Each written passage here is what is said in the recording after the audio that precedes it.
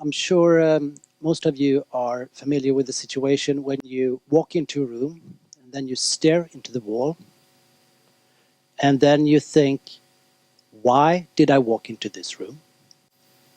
So you had a plan, right? Just a few seconds ago, you had a plan of what to do next, but somehow you lost it. So there's a special kind of memory that's supposed to keep plans like that in mind, and it's called working memory. It's a very useful kind of memory. You use it not only to remember plans and instructions, but you also use it to keep in mind relevant information when you solve problems. So it's very important for mathematical problem solving. And it is also closely related to attention. So one way to put that is you need to remember what to focus on. So I'm going to illustrate that by testing your working memory here. So your task here is to remember where this person is pointing so that you can point at the same boxes in the same order, okay?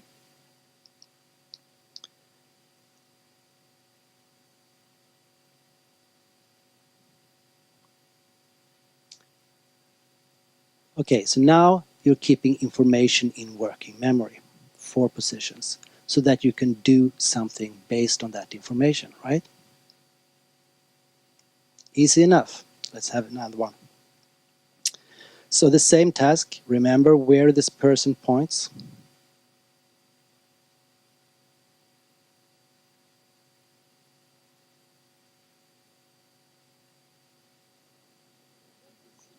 Any volunteers here on the first row?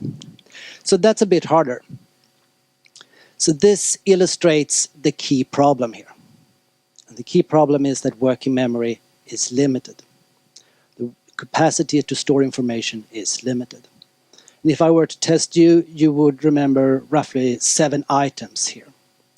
And this has been termed the magic number 7. And it's thought to be a very important limit on information processing ability of the human brain. But some of you might remember 8, some of you might remember only 6, so that's normal. But when you get an unusually low working memory, you run into problems. So children with low working memory capacity, they have problems remembering instructions, what to do next. They are inattentive, they fail in mathematics, they struggle with reading comprehension. So I said we had a problem, and I think I have a partial, at least, solution. So I started to study the neuroscience of working memory about 20 years ago to understand what's the neural basis for working memory and what's the neural basis for these capacity limitations. And one finding from our and others' research is that this is not a global problem all over the brain, but it seems to be restricted to a set of bottleneck areas in the brain and the connections between them. So here seems to be the processing ability of these regions is also a constituting the limitations of working memory. But on the other hand, we know that the brain is plastic. It can change with training. It can change with experience. For example, if you look at musicians, violinists, you see the brain areas controlling the fingers. They change as a result of practice. So why wouldn't you be able to change these regions as well? So I teamed up with some computer game programmers to make a program a computer program where children could train working memory. So we want them to train on tasks similar to the one that I showed you here. To do that for at least 45 minutes. That's about how long time they can manage. And do that 5 times a week for 5 weeks. That's again about as long as they could manage to do this. Using computer game-like design made it slightly more motivating. We also could use the computer program to adapt the difficulty level, so it's close to the capacity limit. So that's a similar principle to when you do physical training. It's when you're close to your limits that you can actually change. Then we wanted to test the effect of this, and we did that in roughly the same way you go about when you want to try out a new drug. You have people randomized to either receiving the treatment, which is the working memory training in this study, or a placebo, which was a computer program where difficulty level was not adapted to the limit of the subjects. And then you have psychological tests measuring working memory capacity of the children before and after. So this was a very simplistic idea. This was a neuroscientist stumbling into the field of working memory and treating working memory as a muscle rather than as a magical black box. But it worked. So when we looked at the test results, we could see that children doing the training, they had actually improved the working memory capacity by roughly 20 to 15%. And this has been replicated many times now. So the magic number 7 isn't so magic after all. Then we went back to the neuroscience to look at what's happening in the brains of these subjects. And we could see that there are changes in these network regions or bottleneck areas. And other people have also shown that you can measure strengthening of connectivity between these regions as a result of working memory training. So we could show that indeed the brain is plastic. So this is nice. We can push the limits. We can watch the changes that's happening in the brain. The third question is, does it matter? Does it matter for people in everyday life?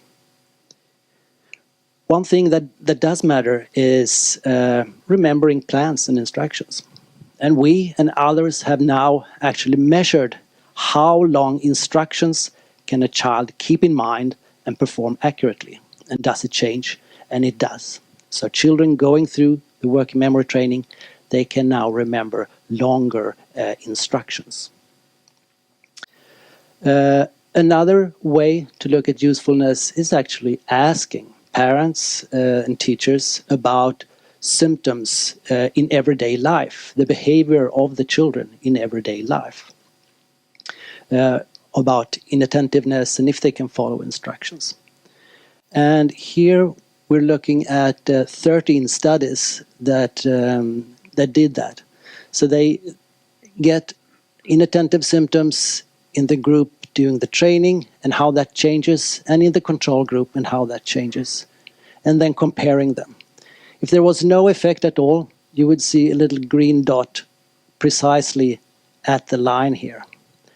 But as you see, the green dots, they end up consistently to the left, meaning here that you have a reduction of inattention in the training group.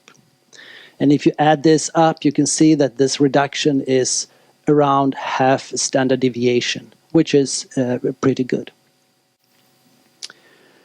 So we published the first working memory training study 12 years ago. Now there are more than 100 studies published on different aspects of working memory training. And we will continue to learn about how to do working memory training, what's the most effective way to do this. But we already see that there is an effect that is useful in practice. And now we have more than 50,000 children that has benefited from working memory training in more than 20 different countries. So the science tells us about the effects, but it's also interesting to hear from the children. And here are some comments. So one says that now I can remember what the teacher says. Another, before I couldn't find my stuff, I could be looking for 2 days. Now I can find them at once. Or I can sit and shut out the noise from around. When I read, I can focus. Before, I couldn't do that. So this training does not solve all the problems that these children might have, but it helps them keep focus. It helps them keeping a plan in mind, and that's a good start. Thank you.